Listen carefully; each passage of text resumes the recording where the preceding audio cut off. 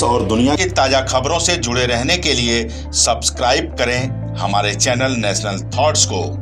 और bell icon दबाना ना भूलें। आपको रूबरू करवाते हैं, हमारे स्टूडियो में मौजूद हैं डॉक्टर आरसी शुक्ला जी, और आज हम इन्हीं से जानेंगे कि प्रकृति में क्या कुछ वो गुण है जिससे आप आज तक अनभिज्ञ हैं, और आप अनभिज्ञ हैं तो उसे बताने के लिए नेशनल थॉट्स आपके बीच में लेकर आया है कि आप प्रकृति के करीब बने रहें, आप प्रकृति से प्रेम करेंगे, जीवन आपका आनंदमय रहेगा। आज सुनते हैं आरसी शुक्ला जी से। डॉक्टर साहब, आपका बहुत बहुत स्वागत है हमारे इस खास कार्यक्रम में, और हमारे दर्शकों को बताएं कि प्रकृति से कैसे लोग जुड़ें और अपने आप को, अपने जीवन को सुखमय बनाएं। यानी कि कहा जाता है कि सबसे पहले जो कहा जाता है कि पहला सुख निरोगी काया, तो पहले सुख की हम बात करेंगे। प्रकृति के साथ जुड़कर कैसे हम अपनी काया को निरोगी रख सकते हैं। लोगों तक एक मैसेज, एक संदेश जो कि प्राकृतिक चिकित्सा के बारे में बताने के लिए आपने मंच दिया, इसके लिए आभार। मैं प्राकृतिक चिकित्सक आरसी शुक्ला। जैसा कि हम सभी लोग जानते हैं, एक ऐसी चिकित्सा, एक ऐसी नैसर्गिक चिकित्सा जिसके बारे में लगभग लोग अनजान हैं। आज भी अभी इतनी सारी खोज होने के बाद, इतनी रिसर्च के बाद भी लोग अपनी चिकित्सा स्वयं कैसे करें, लोग बहुत अनजान हैं। जबकि हमारी ये नैसर्गिक प्राकृतिक चिकित्सा, यूँ कहें कि कुदरती उपचार हमारे घरों में, हमारे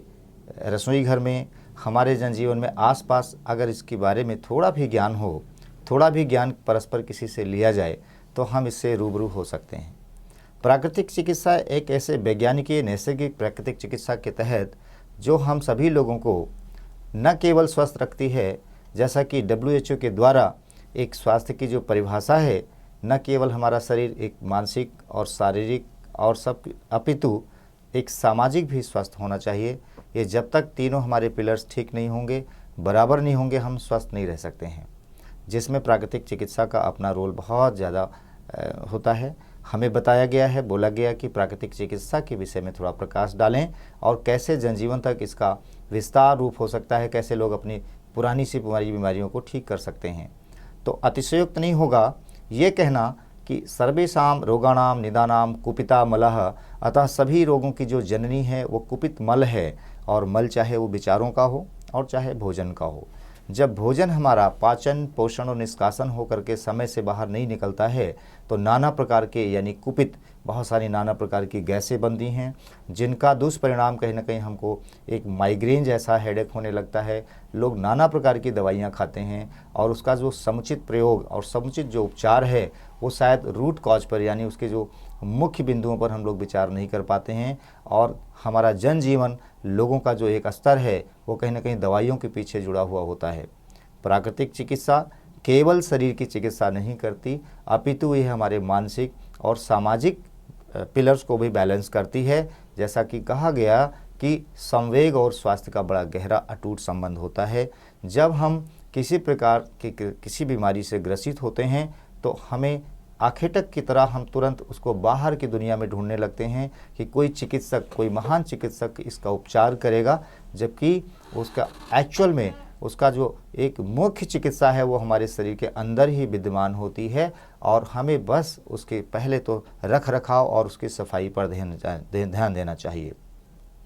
प्राकृतिक चिकित्सा मुख्य रूप से इसके कुछ सिद्धांत हैं। इसमें कहा गया है कि germs do not cause the disease, यानी प्राकृतिक चिकित्सा के द्वारा हम अपने आप को स्वस्थ रख सकते हैं, और इसमें जर्म्स किसी भी प्रकार का विषाणु एंड आपके जो बैक्टीरियाज हैं ये कारक नहीं होते हैं, ये सेकेंडरी होते हैं। लेकिन हम लोग जल्दबाजी में बिना इंतज़ार किए, बिना प्रकृति का परीक्षण किए हम तुरंत निकल जाते हैं दवा के लिए। और दवा क्या करती है, जैसा कि शाब्दिक अर्थ दवाई है, दवाई का मतलब होता है दवाई। जब हम दवाई का मतलब होता है, जब हम अपने रोगों को भी दवा देते हैं तो वो कहीं ना कहीं विस्फोट रूप लेती है, चाहे वो 2 महीने के बाद, चाहे 3 महीने के बाद में। अगर हम एक छोटे से उदाहरण के तौर पे समझाने का प्रयास करें, ये छोटे से बच्चे का नाक बह रहा है, अगर गले में खराश है, छोटी मोटी खांसी है, और हम क्या पेरेंट्स करते हैं, तुरंत ले जा करके न कोई मॉडर्न मेडिसिन यानी आधुनिक जो दवाइयाँ दे दी जाती हैं, और डॉक्टर्स भी क्या करें, जो हमारे आधुनिक डॉक्टर्स हैं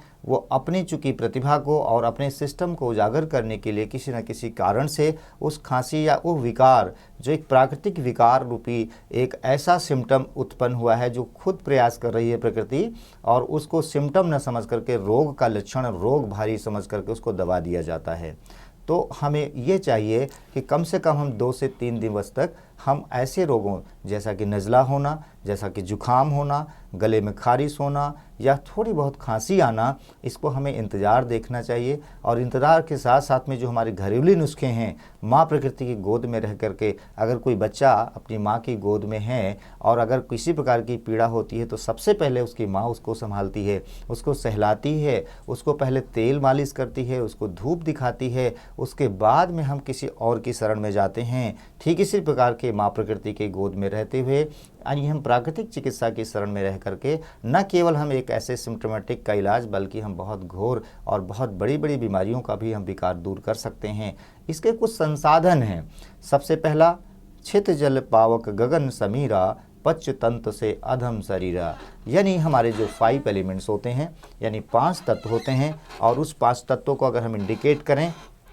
तो सबसे पहले जल है, वायु है, अग्नि है, आकाश है एंड पृथ्वी है। ये 5 महाभूत तत्व हमारे इंडिकेट करते हैं सभी उंगलियों को। और हम अगर इन 5 महाभूत तत्व को बैलेंस कर लें तो कहा गया है कि जब भी हमारे इन 5 महाभूत तत्वों में किसी तत्व की अधिकता होती है तो हम बीमार होते हैं, और जब किसी तत्व की कमी हो जाती है तो हम बीमार होते हैं। तो हमें आवश्यकता है हमें उन 5 महाभूत तत्वों को बैलेंस करने की, चाहे छोटा बच्चा हो, चाहे हम मिड एज के हों और चाहे हम वृद्धावस्था में हों। हमारी नैसर्गिक जो प्राकृतिक चिकित्सा है वो हमें पल पल हमको एक अलार्म की तरह हमें वो दिखाती है और बताती भी है। और दोस्तों, जब हम कभी इनका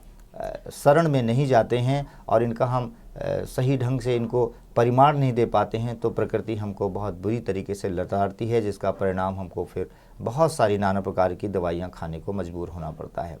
तो यदि हम इसकी एक कसौटी पर बताना चाहूँ, एक सरल शब्दों में बताना चाहूँ कि प्राकृतिक चिकित्सा के कौन कौन से मुख्य अंग हैं और इन प्राकृतिक चिकित्सा के द्वारा ये ऐसी धरोहर है कैसे लोगों को ठीक किया जा सकता है, तो सबसे पहले हमें आवश्यकता होती है क्लींजिंग की। यदि हम अपने बॉडी को इंटरनली क्लीन कर सकते हैं बहुत बेहतर तरीके से तो किसी प्रकार के बैक्टीरिया एंड वायरस नहीं आ सकते हैं। आज हमारा समय घोर अकाल यानी अभी कोरोना वायरस के एक ऐसे समय से गुजर रहा है जिसमें सब लोग भयभीत हैं। लेकिन अगर मैं इसको छोटी सी एक स्टोरी के माध्यम से कोरिलेट करें तो वो भय लोगों का जाएगा, और भय जब जाएगा तो एक नया उत्साह,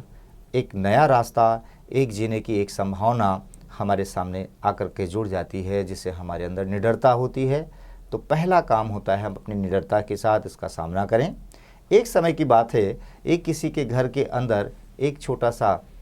कोई चूहा आया, और चूहा बहुत सारा कागज पेपरों को, कुछ कपड़ों को कुदरता हुआ और एक आखेटक की तरह वो धीरे से निकल भी गया। लेकिन लोगों को लगा कि हमारे कमरे के अंदर भी चूहा है, और उसके 1 हफ्ते के बाद में पता चला कि उस घर से एक बहुत बेहद बदबूदार एक ऐसी दुर्गंध आ रही थी, और उस घर में रहने वाले लोगों का जीना बड़ा दुर्लभ हो जा रहा था, बहुत ही उबाऊ लग रहा था। और अंत में उन्होंने बहुत सारे लोगों से, पादरी से, पंडित जी से, बहुत सारे अच्छे अच्छे जो ब्रांडिंग जो स्प्रे हैं उनको मंगा करके उन्होंने देखा कि हमारे घर की वो बदबू चली जाए।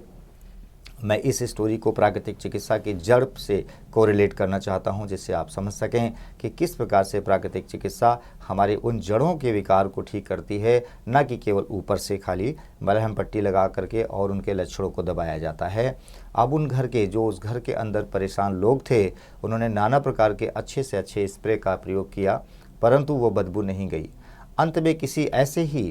ऐसे कुछ चिकित्सक, हम जैसे चिकित्सकों ने कहा कि आप अपने घर में जा कर के देखें कि कुछ जो भारी चीज़ें हैं जिनको उठा न सके हैं अभी आप तक, जैसे बेड हो सकता है, जैसे आपकी अलमीरा हो सकती है, आपकी फ्रिज हो सकती है, आपकी बड़े बड़े कुछ वज़नदार कुछ ऐसे आर्टिकल्स घर के अंदर होती हैं जो एक बार रख दिया जाए तो सालों बीत जाता है, हम कभी उसको उठाने का ना तो सौभाग्य मिलता है और न कोई कहता है। और वही हुआ कि वो लोग जा कर के अपने अंदर एक अलमारी के पास गए, गोदरेज की बड़ी हैवी पुरानी अलमारी थे, और उस अलमारी के जब उन्होंने पीछे झांक कर देखा तो और तेज़ बदबू का कुछ आभास हुआ। वो ठीक जगह पर पहुंच चुके थे जैसा कि बताया गया, और उन्हें उस भारी वस्तु यानी अलमीरा को हटाया और हटाने के बाद देखा कि उस अलमारी के नीचे एक मरा हुआ चूहा यानी अलमारी के नीचे दबा हुआ था, जिसकी वजह से वो बदबू नहीं जा रही थी। नाना प्रकार के स्प्रे का प्रयोग किया गया, बहुत सारे फिनाइल डाले गए, बहुत सारे केमिकल्स डाले गए, लेकिन वो नहीं जा पा रहा था। और जैसे ही उसको उस चूहे को फेंका गया बाहर और वहाँ उस घर के सारी दुर्गंध चली गई। मेरा बताने का मतलब ये है कि हमारे बॉडी के अंदर जब कोई विषैला यानी कोई विषैली चीज़ें व्याप्त हो जाती हैं, और विषैली चीज़ों का जो मुख्य वजह है वो टॉक्सिन्स का डिपॉजिट होना, यानी बॉडी से हमारे जब विजातीय द्रव्य नहीं निकलते हैं, चाहे वो पसीना हो, चाहे वो मलमूत्र हो, चाहे कुछ विचार रूपी हमारे अंदर कुछ ऐसा कि कुछ चल नहीं रहा है। मान लो हम कोई विचार ऐसा अपने दिमाग के अंदर बना लेते हैं, लेकिन हम किसी के साथ शेयर नहीं कर पाते हैं, तो कहीं ना कहीं हमारा मूड डिप्रेशन में जाता है। और depression and constipation both are correlated. जब हमारा मस्तिष्क कहीं ना कहीं विचारों की गुत्थियों में होता है, तो नो डाउट कि हमारे पेट में कुछ गड़बड़ी होती है, जिसको सभी हम लोग धरती पर कॉन्स्टिपेशन यानी कब्ज कोष्ठबद्धता के नाम से जानते हैं।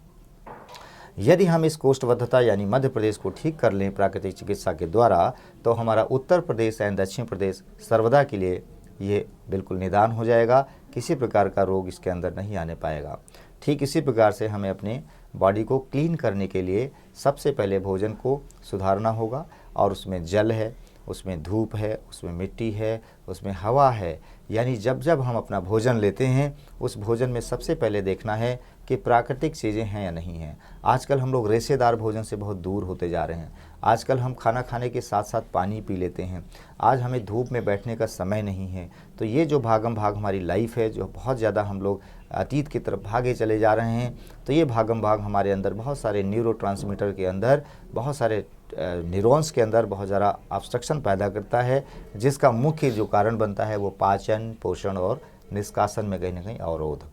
प्राकृतिक चिकित्सा के ये कुछ हमारा इंट्रोडक्शन था, और इसी के साथ मैं अपने शब्दों को विराम देता हूँ। अगले एपिसोड में कुछ प्राकृतिक चिकित्सा की चर्चा के साथ हम आपके साथ पेश होंगे,